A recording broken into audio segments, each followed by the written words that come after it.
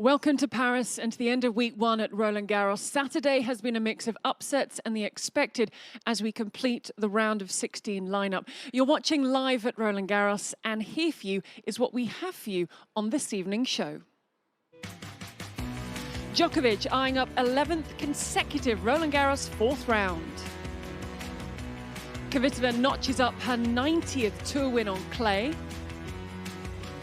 And players reveal what gets their social media likes.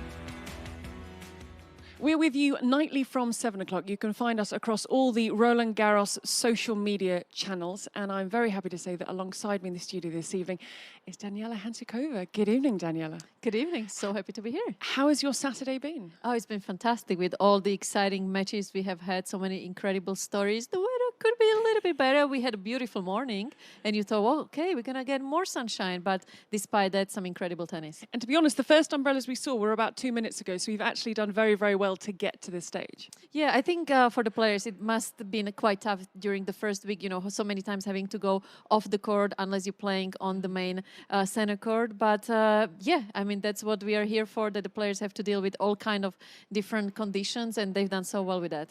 Now, every day when we're watching out for our moment of the day, people say, no, I haven't, no. And there was one thing, we were together when we saw this, and we both said, this has to be the moment of the day. There is no other moment of the day that we can use but this. Yeah, absolutely so. And it is so cute, funny, great commitment at the same time. And I think everyone watching this will agree with us that we shouldn't have really picked anything else, because it just shows that competitiveness from Leyla and just how hungry she was for winning every single point in that match. I mean, look at that, making, first of all, great balance there, and then doing the recovery step back. So her fitness coach must have been so proud with that movement, and still chasing the ball till she realized that she did not have the racket in her hands anymore. I just wonder if the ball was close enough.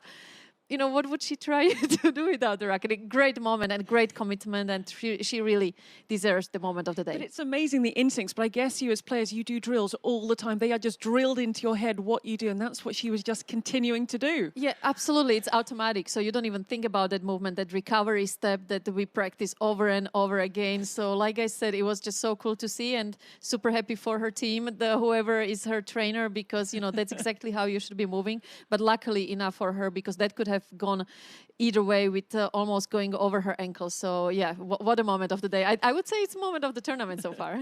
And we'll have more from Fernandez and her match against Petr a little bit later in the match highlights. We're going to start though with some live tennis, because it does continue. I mentioned that there had been a couple of umbrellas up. If the rain continues, it doesn't matter, because on Philippe Chatrier we have the roof, and we also have Eli. Good evening, Eli. Hey, good evening, good evening. We do have a roof. The roof is open and the drizzle is coming down though.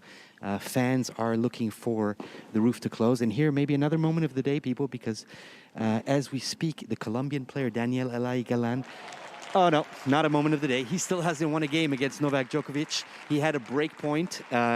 He has lost the first 7 games of this match. The first 6 he lost in just over 20 minutes, so very quick. He's Colombian. He's 153rd in the world. He's a lucky loser, 24 years old. His best ranking is 140. This is the first time he plays the main draw at Roland-Garros. He beat Cameron Norrie in the first round, Tennis Sandgren in the second round. He won Cameron Norrie in 5 sets, which was his first 5-set win ever. And now he's playing Novak Djokovic. If he were to win this, he would be the 5th lucky loser ever at Roland-Garros to make the round of 16. But the way things are looking now, it looks like it's going to stay at 4. Eli, thank you very much. Eli's going to go in search of more live tennis a little bit later. But we get to our highlights, and our match of the day came in the very first match of the day. It took place on Philippe Chatrier, and it involved Matteo Berrettini, the 7th seed, and the qualifier from Germany, 186 in the world, Daniel Altmaier. Yeah, Gigi, this was an incredible performance from Daniel, not only tennis-wise, but his attitude. It looks like, you know, he's been in this situation for so many times, and yet it was his first third round. Obviously, Matteo not playing his best tennis, but that doesn't take anything away from that mental effort that Daniel had to put in, have that belief that, you know, he can beat someone like Matteo, and well done to him, and we're going to hear it later. What a great speech afterwards as well. May 2019, he was out outside the top 600. Last year, he missed the whole season due to injuries. He's 22 years of age. He only cracked the top 200 last month. And for me, it's easy to say when you're winning, it's easy to do, but his body language, bouncing around, he looked so keen. It didn't matter where or who he was playing. He just, for me, very, very positive. Yes, and I think that goes to, having those injuries earlier on at such a young age. Sometimes that helps you to just have more appreciation and perspective on the game. So you never want to be injured, but sometimes it's not bad to be away and then being thankful for everything that comes your way. And it was interesting after the match when it was kind of an upset for all of us, and we were surprised that he was able to pull that win off. Well, to him, to Daniel, it seemed like, look, this is what I've been working for all these years, and this is what I should be doing out there, and I'm not finished yet. So as far as his attitude goes, he's sending a strong message to everyone else out there. He'd never even played a Grand Slam qualifying match before. He'd never beaten a top 30 player. He'd never played a top 20 player. He's won 9 sets from 9. In the live rankings, he shot up from 186 to 121 in the world. It's absolutely incredible what Daniel Altmaier is doing, defeating Matteo Berrettini in straight sets to book his place in the round of 16 of Roland-Garros. And afterwards, he had a very nice chat with a gentleman who's normally alongside us in Fabrice Santoro. First of all, it's nice to meet you also. First time here, first time playing here in Paris means a lot to me. And I keep going. I'm happy to be in the 4th round, and the tournament continues for me. I've been struggling with injuries, but it feels great finally to arrive here and battle against the top guys. And personally here, Roland-Garros is special because when I arrived here, I didn't know that I'm going to compete. I was injured the week before in X, and on Friday the doctor gave me the go that I can play. So I'm super pleased to be still here. It sounds like a fairy tale. He almost didn't compete in Roland-Garros. Yeah, and that's what that gratitude and appreciation comes in, that you know that you shouldn't really be here, and then suddenly, you have this opportunity. And again, I'm absolutely loving his attitude that, this is where I should be. The tournament keeps going. Normally you see people being really emotional when they get a win like this. It's first time for them, and they almost say like, oh, I can't believe this really happened. And it's like, yep, okay, this was a good win. Who's next? Absolutely love it. Right, who's next for us is Petr Kravitzwa against Leyla Fernandez. She was our moment of the day, Fernandez, when she dropped her racket, and she said, Danny, going into this match, this was at 18 the biggest match of her career. Yeah, and it was, and you see also why, because in the first set it was just incredible the way she played. I have to say, she's one of my favorites from the youngest generation. She's got it all. She's got beautiful touch, not really overwhelmed by the top seeds and the stars of our game, which is not an easy thing to do at such a young age. Obviously, we don't talk about her enough because there's a lot of spotlight being on Coco as well, but we must not forget to start thinking about Leyla as well, because like I said, she's got that beautiful lefty serve as well. Obviously, Petra had too much power for her today, but great things I think are coming Leyla's way as well. Yeah, she was 5-1 up on Kvitova in the first set, but Kvitova, who didn't play in any lead-up clay events, former semi-finalist here in 2012, has booked her spot, the 7th seed, in the round of 16. So a good win for Petr Kvitova, as you can see there at the end. Next up, Sofia Kenin, the Australian Open champion, the 4th seed. And I've just decided that it doesn't matter what she does, and today she was very, very good, she's not going to look happy. Yeah, it's pretty much the mode of the tournament for Sofia, isn't it? But it's also maybe a way how she, keeps things intense, especially today when you're winning against someone that easily. It's kind of tough to keep the focus, and so you almost feel like you need to be fighting with someone or just create any kind of problem in between the points to keep that intensity going. But yeah, as far as her attitude, pretty much the same like what we've seen in the last couple of matches. But as far as her game, this was a step up. She was much more solid, much more aggressive. I think that's what she needs to do, a little bit more. Great variety with the drop shots as well. So today, great performance from Sofia. Yeah, she fell in the round of 16 last year. She is back in it now. The first match out on court, Simone Mathieu, was 13th seed Andrei Rublev, who beat Kevin Anderson. Kevin Anderson, who's still trying to navigate that long road back from injury and was just too much the power of Andrei Rublev. Yeah, and Andrei Rublev, it's again another one, just like with Leyla, that we don't give her enough attention for the young generation players. Goes the same for Rublev. We haven't really mentioned him that much, but I think slowly but surely we will be starting to pay much more attention to him, because, you know, this guy's got it all, and the results this year has proven that.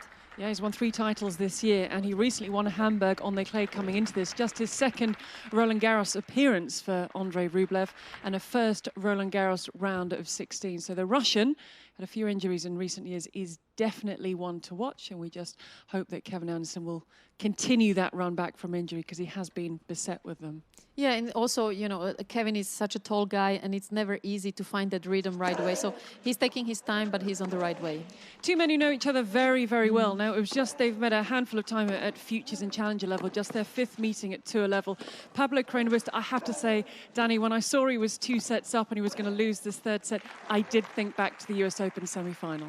Yeah, well, this is what happens when you play someone you know so well, that there's going to be a point in the match where, you know, you just, it's never going to be one-sided because of everything they know between themselves. But it was just so cool to see, you know, a typical Spanish way of playing match. So if you wonder how to play on clay, this would be the one to watch. And great fight from both guys, and great respect after the match as well. I have to say, I'm missing big time, you know, the hugs, and just obviously having to respect all the rules these days. But you know, especially after matches like this, you really want to see both guys, you know, giving respect to each other and just having a nice chat after the match as well. Yeah, it's almost like they're strangers in some way. There's sometimes a sneaky little fist bump, and they do go and have a cuddle with their coach afterward. It is just the 4th time he's beaten a top 10 player on clay, Pablo Carreño Busta.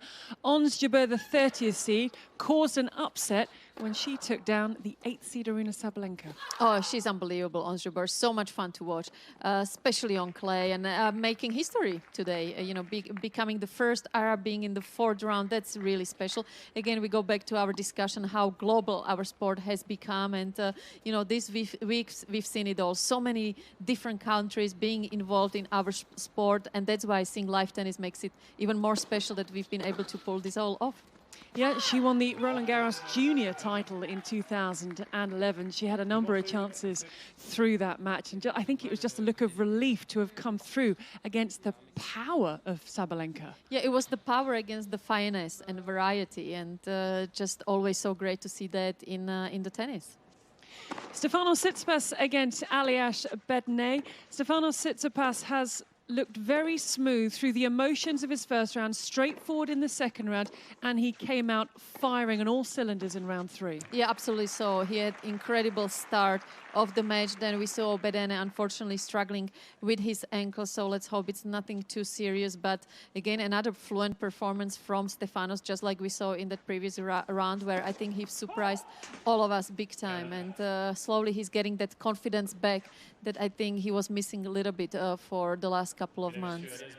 The first time that Bedney's had to retire in a Grand Slam match, but as you say, the ankle, he was just too troublesome. He could not continue, and people wondered how the finalists in Hamburg would fare. Tsitsipas losing out to Rublev in that final. I think we can safely say at the moment they are faring pretty well. In the 5th seed, Stephanos Tsitsipas moves on to face Grigor Dimitrov in the next round. Karen Hashanov, someone who I don't think we've been talking about a lot. It's his 4th appearance. He's always reached the round of 16, and he came through against a tricky clay quarter in Christian Garin. Yeah, I know we've have been having so many stories that I actually feel sorry for Hashanov, and it's a little bit similar to Rublev, that, you know, they are going under really not too much spotlight, but maybe it's a good thing. So like this, they can save a lot of emotional energy and be extra ready for that second week where, you know, everyone is playing incredible tennis, and it's just going to be tougher and tougher from this point on. Yeah, it certainly is. 2 hours and 29 minutes. So Christian Garin came in here as the 20th seed because he had that wonderful 2019, proved it wasn't just on clay that he could play his tennis. And Karen Hashanov, the 15th seed. And look what it means to him. He hasn't had the best results. He lost to Casper Ruud in the first round in Rome. He is trying to get the results. He is trying to bring himself back up. And 2019, he reached the quarterfinals here, and he's on course for that in the 4th round now. Yeah, you can see that relief that he has, and it's, you know, as a player, this is the time where you want to time your form, and this is where you want to bring your best tennis. So it doesn't really matter as much what happens before Roland-Garros, as long as you can pull it off and count with your best tennis when it really counts. Another man we're not talking about. We're still not talking about him. He's now through to the round of 16. Well, we keep saying we are not talking about them, but actually we are now. So they are getting all the spotlight they deserve. And yes, Grigor has been on our talks for many, many years. And, you know, he's really enjoying being away from all the attention. And one of the guys that's got probably the most variety with all the other top-seeded players. And yeah, great for him to get through the first week, really saving a lot of energy, obviously unfortunate for his opponent. Yeah, really unfortunate that he couldn't continue into that 3rd set. And interestingly, it's a first Roland-Garros round of 16 for Grigor Dimitrov. Now, I'm not sure if anyone can hear the noise behind us. We were talking about it hasn't really rained. There's a couple of umbrellas. It's now raining. They have stopped the Daniel Collins-Garbine Muguruza match because that's out in Susan Longland. But I believe we can check in with Eli because the wonders of the roof, it's going to be in action and play will continue on Philippe Chatrier. Yeah, absolutely. The roof is in the midst of being closed. I don't know if you can see the roof. Can Philippe show us the roof? You see it's a bit more than halfway closed. So here's what happened. They basically, it was drizzling. It was a light drizzle. So they just started shutting the roof as play was taking place, which was not a problem. The only thing is that the rain got a bit stronger when Novak Djokovic his half of the court was covered. But on the other side, Galan's court was completely, the rain was coming down. And Novak actually stopped and said, listen, we can't continue like this. It's not fair for him. Let's close the roof and then start again once everybody is playing under dry conditions. So they just stopped play. They're fixing the back of the court. She's getting very wet now. And play will resume shortly. And I have a feeling that Eli's going to be staying there. Look at that rain coming down. We've actually put a little bit of protection behind you, Danny, because it's sort of coming in, and I don't want you to be sort of soggy and wet by the end of the show.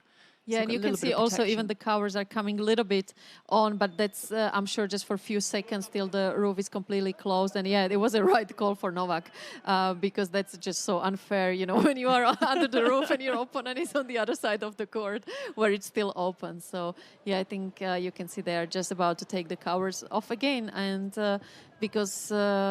yeah, otherwise they would have to wait even more so, waiting for the court to dry. When it decides to rain here, it really rains. That's what I've discovered over the last few days. I think I'm still drying off from a couple of days ago. So the roof is going to be closed, the covers will come off, and play will resume on Philippe Chatrier. We will check in with Eli a little bit later. But for now, it is time for Eye of Daniela.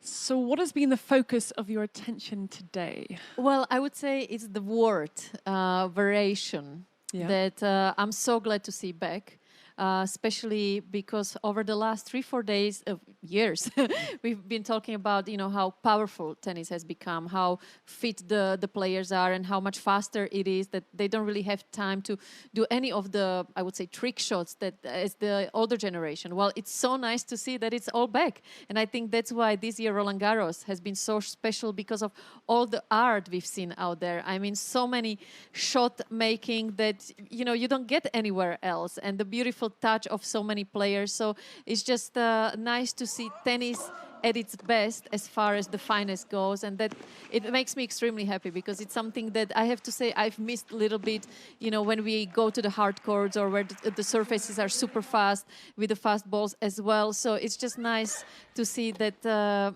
you know, there are players that can do all kinds of wonderful magic tricks, and obviously the talk of the tournament has been the drop shot, and it also, you know, it just favors those players that maybe don't have as much power, but they can really use the court all around because they have time in these heavier conditions. And that, I think, has been an interesting aspect of this Roland-Garros, the conditions, and how's it going to affect people? Also, how is it going to change their game style? Who's it going to favour? Yeah, and because it's so much heavier, they have all this time in the world to, you know, come up with different ideas and different shots. Sometimes it can be mentally tricky because if you have too much time to think, well, we all know what happens then because you suddenly have 4 or 5 different options that you can do on one shot, and that's when you can sometimes overthink it.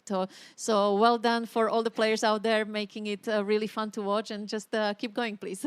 Now, for people working during the week, I'm sure when it gets to the weekend, it means you can use your phone or your computer a little bit more, so you can be on social media and see what's going on. Well, if you haven't had that time because you've been rushing around or maybe hiding from the rain wherever you are, it is time to bring you up to date with what has caught our attention on RG Stories. Now, Alex, we nearly thought you weren't going to join us this evening because you have had such a busy day, but I'm sure in between rushing from court to court, you managed to take a look what was keeping social media busy. Yes, thank you, Gigi. I've been shielding from the rain, but hello and good evening, everyone. I'm sorry there's no Eiffel Tower shots today, but there's plenty to show you from the world of social media. And under the lights, like on Chatrier now, we're seeing some pretty special tennis. How about these snaps of Alexander Zverev last night on Suzanne Lenglen?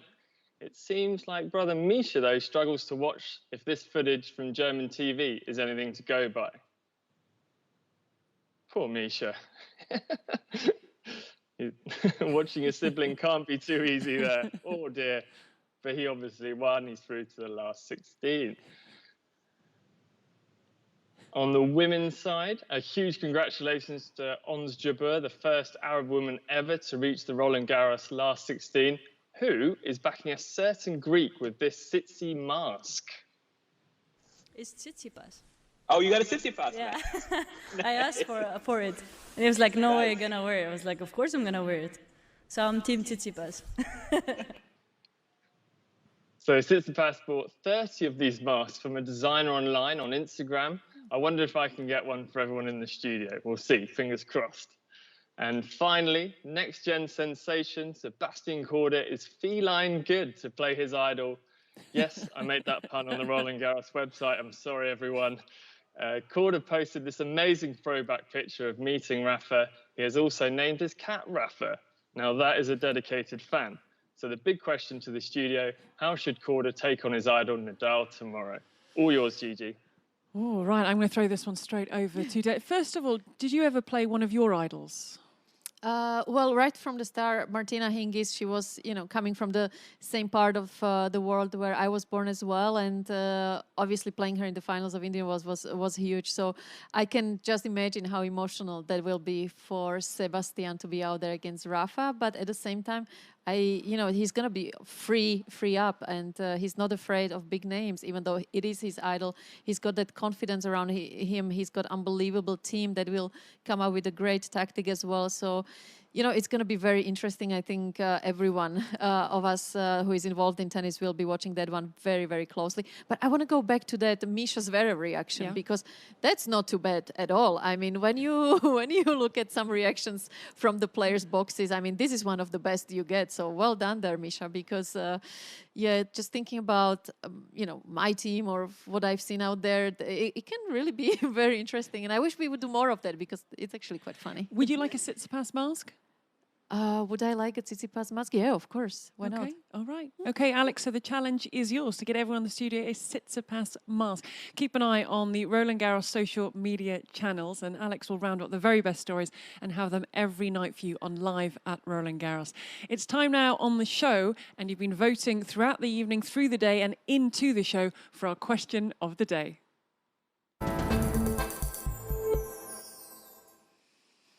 So here we go. If you're a French player at Roland-Garros, is it better to play with or without the crowd? We don't have Fabrice with us to ask him this evening, but I would ask you, when you would come here as a player and when you were in the locker room, did players want to face French players at Roland-Garros or not? Yeah, it is a very good question, and it's very personal. So there were players that, yes, you did want to play here because for some reason they might feel extra pressure and they would just get a little bit more tight than normal. And then if you play them, 1 week after Roland-Garros, it's a completely different matchup. Now, those that actually, enjoy the energy, enjoy the support, then it's really tough because you are going to have the entire crowd against you, which is okay. But I have to say, us that don't have a Grand Slam in our own country, we've been always so jealous because it must be so cool when you are one of those players that you like it. Because I think it's very similar to Davis Cup or Fed Cup, that you either love it right from the beginning and you always played your best tennis playing for your country, or you hate it right from the start, and it's really hard to bounce from that. So luckily for those players, French players, that enjoy that attention, it must be so cool to be able to, just knowing that the entire nation is behind you, and it gives you so much more energy and adrenaline. Now, he doesn't have a Grand Slam in his own country, but it's the question that we put to Stephanos Tsitsipas when he came into his post-match press conference a little earlier. It's the way you're gonna take it. I think you get the opportunity. French players get the opportunity a few times a year to play in their country because of many ATP tournaments, Roland-Garros, which is an amazing tournament. They shouldn't see it as a curse. It should. I mean, it should. What do I know? It's great playing tennis, just enjoying, and I'm sure the French crowd love their French women's playing in front of them, and they receive a lot of support. So I don't think there's anything wrong with that. It's on the other hand, on the other side, more positive than ever. But it's incredible. You can name players from all their home slams, from Australia through to the US Open at the end of the year, where some players do suffer. It's almost like stage fright being in front of the home crowd. Yeah, exactly. And that's what I meant. You either love it or hate it right from the start. It pretty much, as the first year of your career on the tour, you will kind of know what it is. And it's not only the attention that comes with it, but obviously Stephanos or myself, we don't even know what it feels like because we don't have such a big tournament in our own country. But during Fed Cups or for him Davis Cups, it's, you have to take care of so many things. It's, all the relatives are coming, so you have to ask for extra tickets, and then suddenly, they think, oh, you are 2 weeks in town, why don't we have dinner or go for coffee? So it's really hard to put, the personal life away from, this is a Grand Slam, and you want to be as focused as possible. So I think for them, it is such a great effort mentally to be able to say, okay, this is great, I'm getting all the support, but let's keep the attention on what really matters. And it was just so cool to see last night what happened to Ugo. And these are the moments we've been waiting for. Even 1,000 people made feel the stadium like it was 10,000 watching. And, it was very emotional, I think, for all of us watching these standing ovations, and only for a moment like this, it was worth, putting all the tournament together. Yeah, very lucky to have had that number of fans in just to appreciate that moment. And tomorrow he's going to be on Philippe Chatrier against Dominic Thiem, and I'm sure all the fans who are here will gather and support him. But I think it's fascinating how some players, they never adapt to it, they never get used to it, they just cannot deal with the pressure, which I imagine, I've spoken to some British players, is absolutely immense. Wimbledon rolls around and they're like rabbits in the headlights at times with all the attention. Yeah, exactly, and that's why you actually appreciate those that can deal with it and actually play their best tennis, because mentally that's such a huge effort, whether it's during big tournaments or during Fed Cup, Davis Cups, where you're not playing only for yourself, but for the entire nation. The viewers have been voting. The tennis fans have been voting. I don't feel any pressure, though, because Fabrice is not here, so we know where the point is going. We could just give you the point anyway. Right, let's check out the poll results. 77% say with the crowd. But I guess it's the crowd voting. Yeah, exactly. And it just, it doesn't surprise me, because I mean, logically, that's what you would think. You have the support of the crowd. Why wouldn't you play your best tennis? But like we said, there are so many things alongside coming with that, and that pressure and the attention, having to, take care of your team and your family. It just takes a lot out of the player. And you got another point, so you're ahead. Well, at the halfway stage at Roland-Garros, you are leading. Actually, yes. There we go. You see, this is good. We will record another question of the day for you, so please vote via the Roland-Garros social media channels. Right, it's time to see how the players have been keeping busy. We're keeping with our social media theme. When you see something, you can like it if you think it's really, really good. You want others to see it. So we asked the question, what is the most recent thing they've liked on social media? I don't know.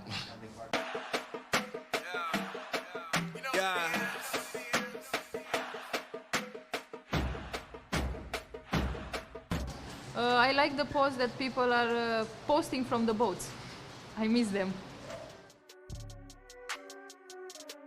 Actually, I follow a lot of memes and funny videos and stuff, so I just, love to watch all these fails and funny moments. Finally! Are we in? Did we make it? Finally! By God! Rasta something dog. I mean, he always like pops up, so I always like the videos and photos. Pretty cool dog. I mean, I think I follow about 100 people, and to all of them I put likes if they add pictures. So I like all my followers. You're very generous. Yes. I think this is the perfect question to put to Eli, who's now under the roof. He's dry, might not be warm, but he is dry. Eli, what's the last thing you liked on social media?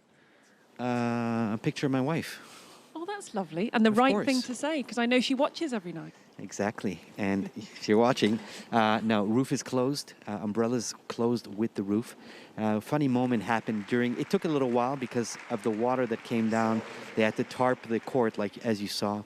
And then when the roof actually was shut, they took off the tarp. And then they had to groom the court a little because it got wet.